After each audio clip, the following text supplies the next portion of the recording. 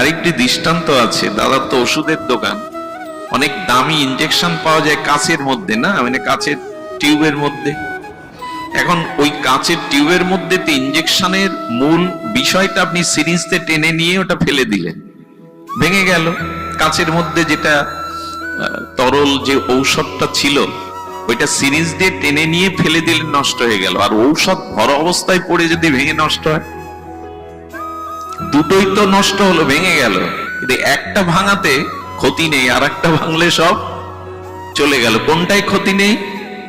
যেটা সিরিজ দিয়ে ঔষধটা টেনে নিয়েছে, ওটা এখন ফেলে দিলেও ক্ষতি নেই। তেমনি জীবনে ভগবত ভজন করে যদি ভগবানের প্রেম ভক্তি লাভ করে মরতে তো সবাই হবে, শরীরটা নষ্ট হবে।